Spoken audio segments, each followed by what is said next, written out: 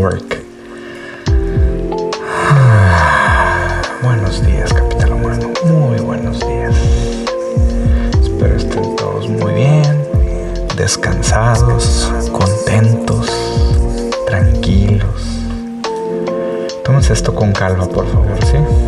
No quiero prisas, no quiero urgencias, no quiero estrés, no quiero ansiedad.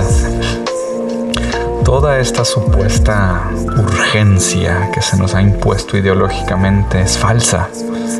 ¿Cuál es la prisa de llegar a Marte en una pila de cadáveres, capital humano?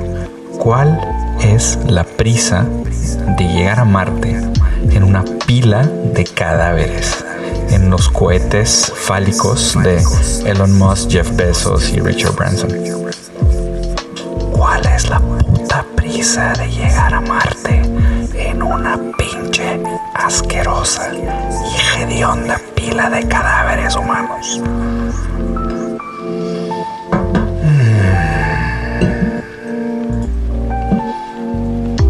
¿Cómo están?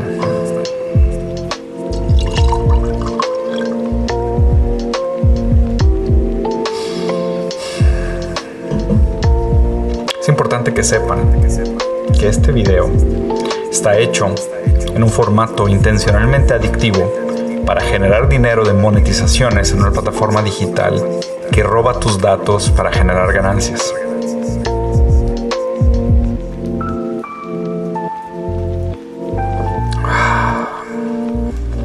Mi altamente minable capital humano.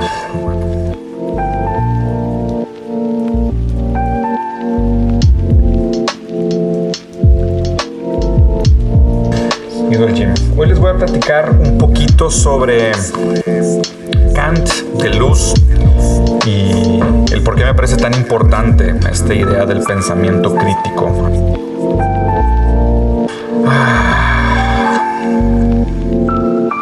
Kant, obviamente muy famoso por su libro Crítica a la razón pura, por su proceso, su giro copernicano en muchos sentidos, probablemente de los pensadores más importantes de la historia. Y una de mis fuentes fundamentales para la idea de por qué me pareció tan importante hablar y fomentar lo que llamo de pensamiento crítico. ¿Qué es crítica? ¿O qué debería de ser la crítica? ¿Cómo deberíamos de criticar? Cuando Kant habla de la crítica de la razón pura, y nada más analicen el título del libro, porque ya con el título del libro prácticamente se dice todo.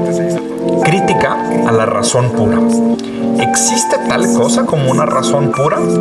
¿La razón es pura? O sea, la razón no tiene ningún sesgo con el cual percibe el mundo. ¿O realmente podemos criticar la idea de que la razón es un proceso puro, no sesgado, que no tiene ninguna influencia ejercida por factores externos? Lo que deberíamos de buscar en la crítica, la distinción que hace Kant, es que la crítica debería ser una investigación subjetiva de la razón misma.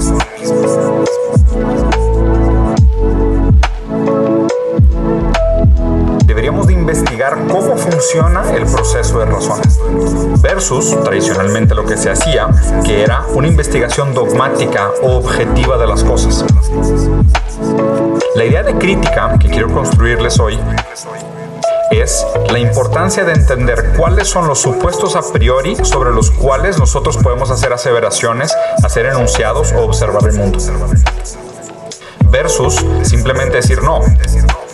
Yo tengo uso de razón, yo tengo una visión objetiva del mundo, por ende voy a describir el mundo y criticarlo. Esa es la crítica incorrecta. De hecho, la distinción que hace Kant entre estas dos cosas es la misma distinción que existe entre dogma y crítica, filosofía y religión. El dogma afirma que existe Dios.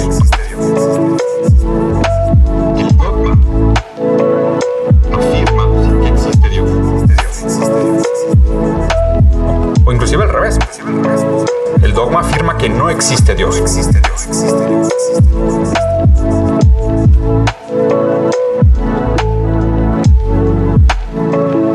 La crítica lo que hace es decir, bueno, ¿cómo podemos afirmar que existe Dios?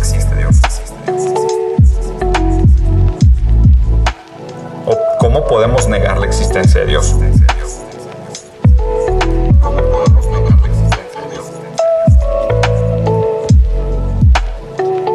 Eso debería ser la crítica real.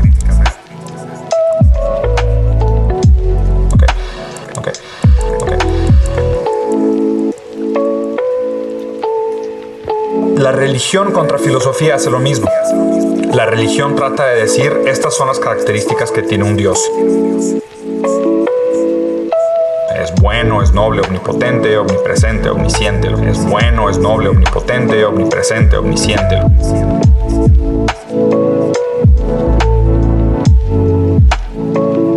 Y la filosofía lo que hace es, ¿por qué necesitamos preguntarnos por la existencia de Dios? ¿O por qué necesitamos un Dios? ¿O cuáles son aquellas condiciones de la razón que nos permiten o no hacernos estas preguntas sobre Dios? Hacernos estas preguntas sobre Dios. Esta debería de ser la verdadera idea de la crítica.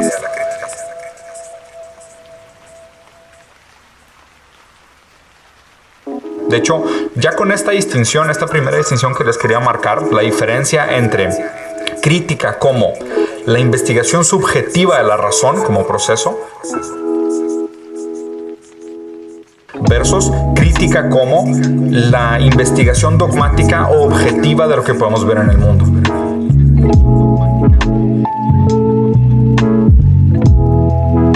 Dudar de nosotros mismos como observadores es lo que hace la filosofía. Es lo que debería de hacer realmente el pensamiento crítico. Lo que hace el dogmatismo, la ideología y lo que hace la teología es afirmar cosas partiendo de supuestos a priori de que nuestra observación del mundo es objetiva.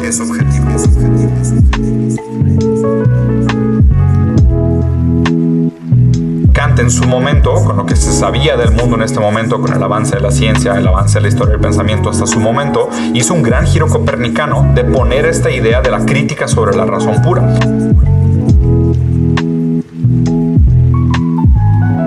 Pero lo interesante es su método. Su método de crítica es lo que me parece profundamente, no solo rescatable, pero sino sumamente vigente, que es una palabra que uso bastante para recuperar a estos pensadores clásicos, ¿no? ¿Por qué el pensamiento de Kant me parece tan profundamente vigente? Lo primero es que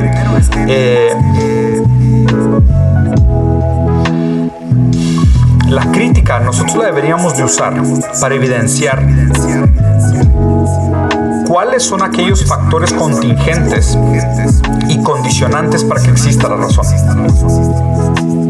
¿Cuáles son aquellos factores contingentes y condicionantes para que exista la razón? Ese es realmente el valor de la crítica hoy en día.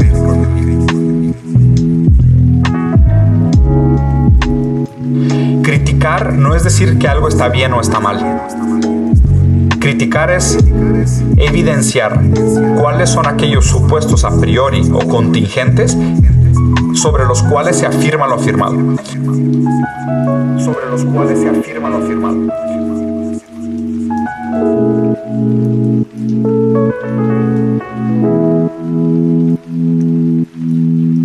El aborto está mal. Bueno, ¿por qué dices que el aborto está mal? El aborto está mal. Bueno, ¿por qué dices que el aborto está mal? ¿Qué es matar? ¿Dónde empieza la vida?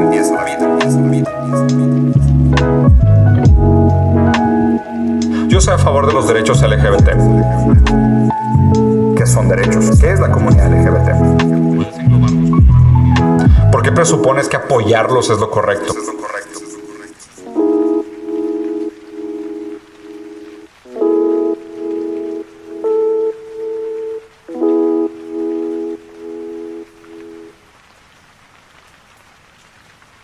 Justo es eso, ¿no? Si Kant fue realmente el precursor de esta idea de la crítica, como evidenciar aquellos supuestos a priori sobre los cuales se hacen afirmaciones, ¿okay? O sea, la filosofía como crítica. Muchos de los pensadores que a mí más me gustan, de alguna manera retomaron el concepto de crítica y le dieron otro sentido, ¿no? Hegel fue crítico de la historia. Hegel decía así: la idea del mundo, el Zeitgeist, se viene desarrollando históricamente y solo a través de la dialéctica con aquellos contingentes que se anteponen como antítesis y luego se logra la superación de la idea sobre aquello que le faltaba pero que le era tan fundamental como lo que tenía, y pues se logra la síntesis y el avance de la idea en sí, ¿no? Hegel decía que no había manera de entender los supuestos afirmados sin entender los contextos históricos anteriores. A grandes rasgos, Hegel fue el filósofo de la historia y el historiador de la filosofía también.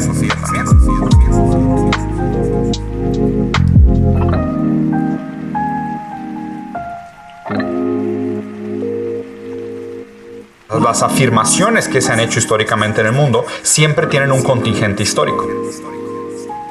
Hegel fue la crítica de la historia. Luego viene Marx, que Marx de alguna manera lo que hizo fue la crítica sobre las condiciones materiales y la economía. Marx retoma el trabajo de Hegel famosamente, lo invierte en el sentido de decir sí hay una dialéctica, pero no es una dialéctica que parte de la idea y crea el mundo de las cosas, sino que es una dialéctica al contrario. El mundo de las cosas es lo que le da sentido al mundo de las ideas, las condiciones materiales son las que crean las superestructuras ideológicas, y Marx es el que afirma la crítica se tiene que hacer sobre cómo las condiciones materiales permiten que se desarrolle la subjetividad, el trabajo, la humanidad, las fuerzas productivas, las sociedades, las clases, el antagonismo entre clases. Todo viene de una crítica de entender la relación del ser humano con sus condiciones materiales y con sus condiciones económicas. Después de Marx, la siguiente tanda de críticos, de hecho aquí son los maestros de la sospecha, ¿no? Marx, luego Nietzsche y luego Freud. Marx, Nietzsche y Freud hacen algo bien interesante que es, bueno, más bien Nietzsche y Freud especialmente, Nietzsche primero y luego Freud, hacen la crítica de la psicología. Decir, bueno, es que aún la razón está condicionada, o todas las afirmaciones que hacemos están condicionadas por factores psicológicos, ¿no? Y luego Freud viene a crear la topología de la psique, hablando del yo, el superyo y el ello, el consciente y el inconsciente, ¿no? Y viene a complicar todavía más haciendo una crítica, decir, es que de dónde se afirman estas cosas que se afirman. ¿Cuáles son los supuestos saberes que existen atrás de las afirmaciones que hacemos que no están evidentes en las afirmaciones que se hacen? Entonces, los críticos en el sentido psicológico son Nietzsche y Freud por excelencia. Después viene Ludwig Wittgenstein con su crítica al lenguaje. ¿Desde dónde se puede decir lo que se dice? ¿Y hasta dónde el lenguaje nos permite decir aquello que se dice? ¿Dónde está escondido los supuestos límites de lo que el lenguaje puede expresar para que hablemos de estas afirmaciones, enunciamientos, verdades y supuestos?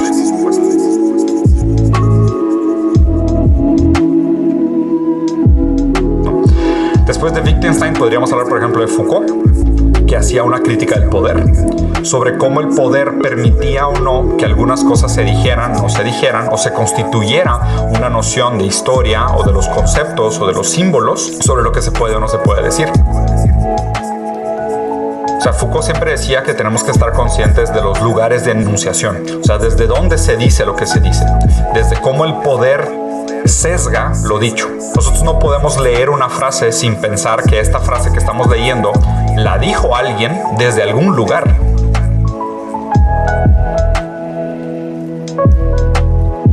Y entender lo dicho desde alguien y desde un lugar es algo que nosotros entendemos como parte de lo enunciado y es inseparable, ¿no? Entonces ahí la crítica de Foucault.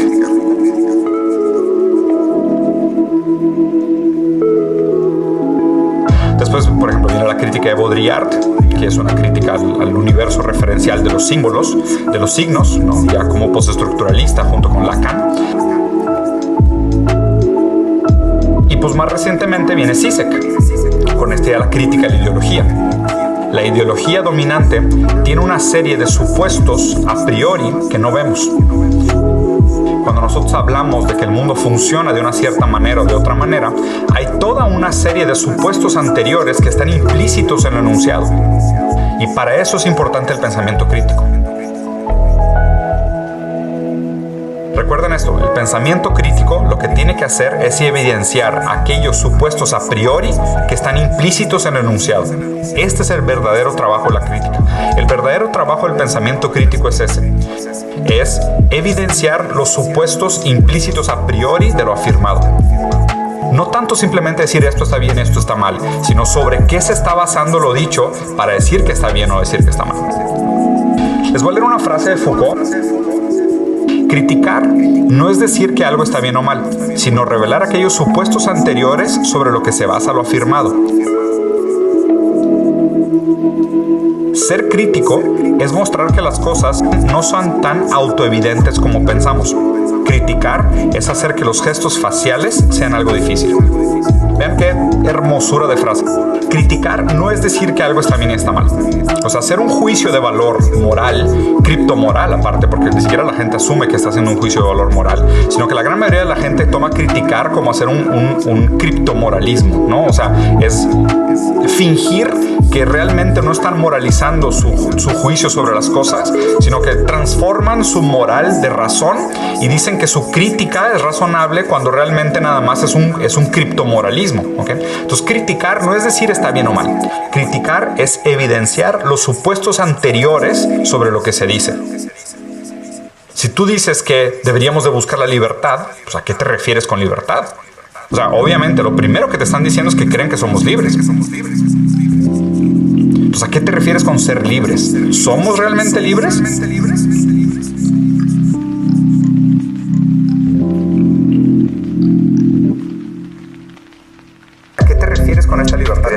¿En qué te basas para afirmar que existe un libre albedrío para poder enunciar que lo que deberíamos de buscar es la libertad? Lo segundo que dice, ser crítico es mostrar que las cosas no son tan autoevidentes como parecen. Si algo se supone que logramos en la época de la Ilustración, o sea, cuando nos hicimos modernos, fue superar la teología. Supuestamente en la Ilustración superamos la teología, ganó la razón, abandonamos los argumentos teológicos donde la fe era necesaria para el funcionamiento de la lógica. O sea, tú primero necesitabas creer y ya que creías había todo un sistema de lógica que te validaba o funcionaba en nombre de darle legitimidad a estas creencias teológicas. Y supuestamente la modernidad superó el dogma teológico. Abandonamos estas creencias a priori y pasamos a ser mucho más empíricos, materialistas y ser críticos en el sentido kantiano del uso de la razón. Es que, ¿por qué necesitamos pensar en una deidad? ¿Por qué necesitamos un bien y mal objetivo? ¿Por qué pensamos que somos objetivos en nuestros juicios del mundo, ¿no? Entonces, ser crítico es mostrar que las cosas no son tan autoevidentes como parecen. Y el último pedazo de la frase es hacer que los gestos faciales sean difíciles. Y, híjole, Foucault, la neta es que es un escritor chingón. Hacer que los gestos faciales sean difíciles, ¿no? Justo como les decía ahorita. Tú le dices a alguien, oye, soy en contra del aborto. ¿Por qué reaccionaste así? O sea, ¿de dónde viene tu reacción? ¿De dónde viene tu cara de reacción? O, oye, soy a favor de los derechos de la comunidad LGBT+. Muy bien. O sea, ¿por qué estás diciendo muy bien? O sea, hacer esos gestos es poner todos tus supuestos a priori sobre lo dicho y reaccionar de una manera crítica, vulgar. O sea, pseudocrítica, no realmente crítica. Reaccionar de una manera pseudocrítica es hacer gestos faciales sobre todo lo dicho, tanto a favor como en contra, de sorpresa, desagrado. O sea, hacer gestos faciales es pseudocrítica. Pseudocrítica en el sentido de que es una postura reaccionaria. Estás usando tus supuestos a priori sin cuestionarlos, o no estás cuestionando ni siquiera los supuestos a priori de lo anunciado para tener una reacción y una postura criptomoralista sobre que si lo dicho está bien dicho o mal dicho. Vean lo mucho que dijo Foucault con una sola maldita frase.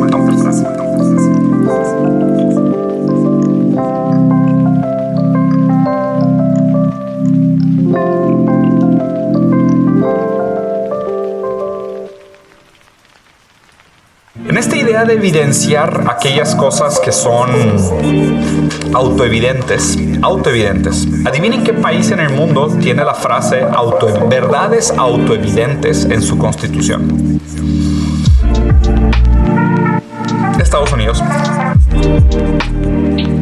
Estados Unidos, en su constitución, dice que los seres humanos, dotados por la gracia divina, por estas verdades que ellos juzgan autoevidentes, que tenemos un derecho a la vida, a la libertad y a perseguir la felicidad. Verdades autoevidentes en la Constitución de Estados Unidos. Y no solo en la Constitución de Estados Unidos, definitivamente en el dogma del pensamiento individualista, neoliberalista, o sea, imperialista americano. Todo esto son verdades autoevidentes y dice la Constitución. Entonces, en ese sentido, la crítica debería de no tratar de reemplazar estos valores y simplemente decir estos valores están equivocados, pongamos valores nuevos, sino lo que realmente debería hacer el pensamiento crítico es decir, bueno, ¿cuáles son aquellos supuestos sobre los cuales Estados Unidos en su constitución afirma que el hombre es dotado de un derecho divino, de libertad, los derechos humanos, la vida, el derecho a la persecución de la felicidad? ¿Cuáles son estos supuestos saberes a priori? ¿Y sobre qué están fundamentados? Porque es una larga cadenita de creeres, de supuestos saberes, ¿no? De supuestos entendimientos, de supuestas verdades sobre las cuales se construyen estos dogmas. La crítica es mucho más difícil que eso. La crítica tiene que evidenciar por qué piensan que somos libres, por qué piensan que somos todos iguales.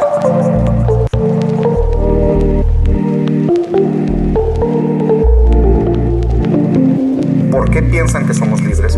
¿Por qué piensan que somos todos iguales? ¿Por qué piensan que somos todos iguales?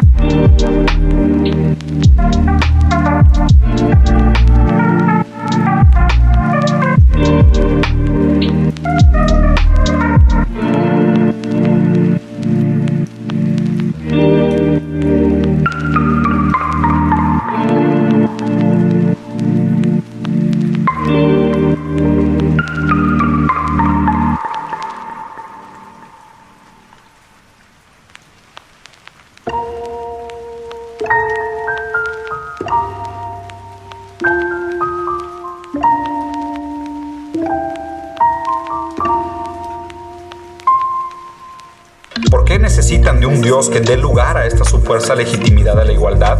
¿Y por qué creen que la persecución de la felicidad debería ser defendida sobre todas las cosas? O sea, ¿cuáles son estos supuestos saberes a priori sobre los cuales se basan estas cosas? La verdadera crítica nunca debería de quedar sometida a la defensa de dogmas. El verdadero pensamiento crítico siempre tiene que ser el que evidencia los supuestos saberes anteriores sobre los cuales se puede afirmar algo. Por eso me molesta tanto el pensamiento como de Dawkins, Sam Harris, ¿quién más?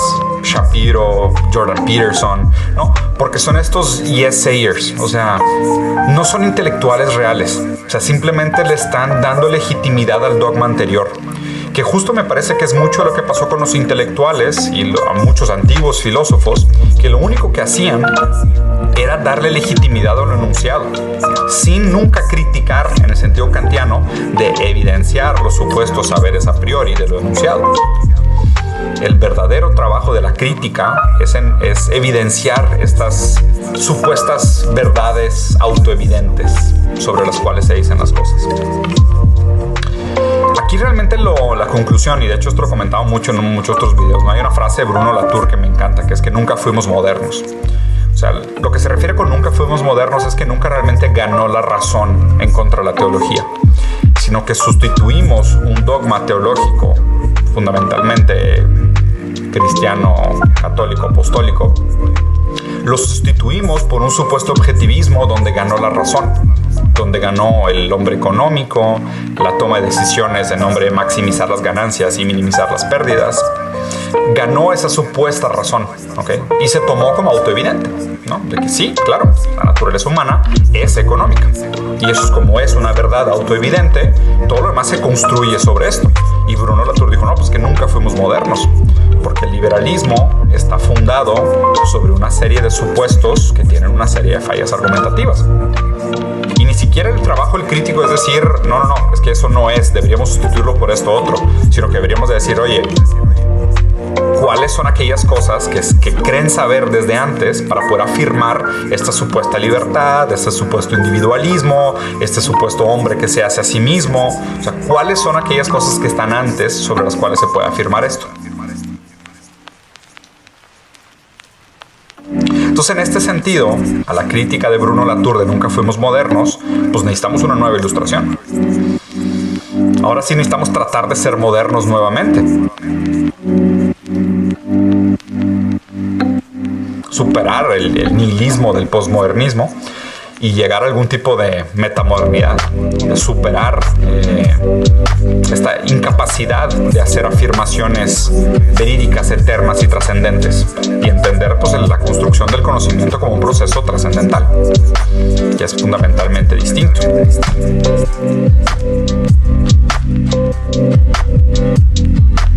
¿Cómo aplica esto para debates? Cuando platican con una persona, más allá de simplemente decir estoy de acuerdo o estoy en desacuerdo con lo que dices, o peor aún, está bien o está mal lo que estás diciendo, o tu opinión está bien o está mal, lo importante es tratar de entender por qué la gente cree lo que cree. Que la pregunta ¿por qué crees lo que crees? Es una pregunta profundamente kantiana, en el sentido crítico kantiano. Que preguntarle a la gente por qué cree lo que cree, o preguntarte tú mismo por qué crees lo que crees, es evidenciar cuáles son aquellas verdades a priori sobre las cuales fundamentas tus afirmaciones. ¿Crees en el libre albedrío? ¿Crees en el determinismo? ¿Eres materialista? ¿Eres dualista? ¿Monista?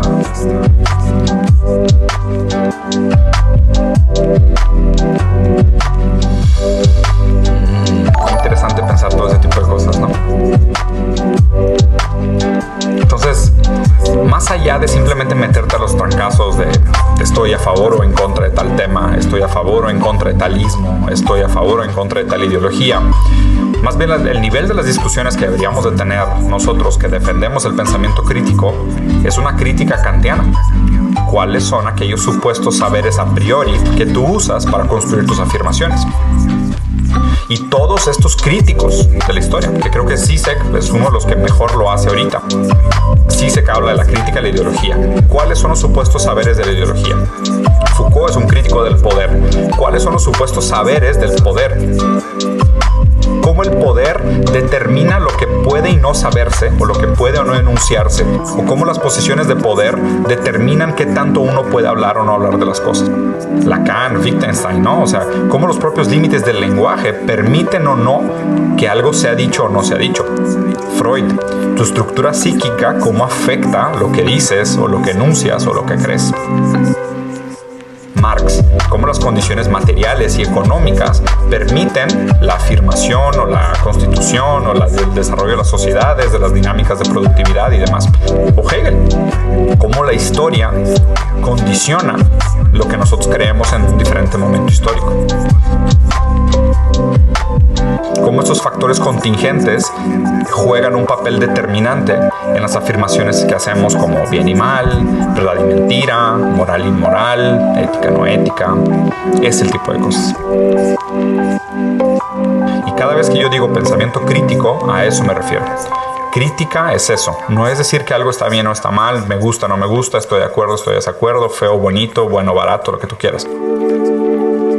Crítica es evidenciar todos aquellos implícitos anteriores que permiten que algo sea dicho.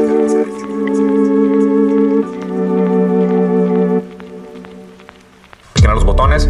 Acuérdense que este video fue hecho a propósito con un formato adictivo para enganchar su atención y ganar dinero en una plataforma en la cual monetizo y en la cual sus datos son minados para la ganancia de la empresa para la cual yo trabajo indirectamente.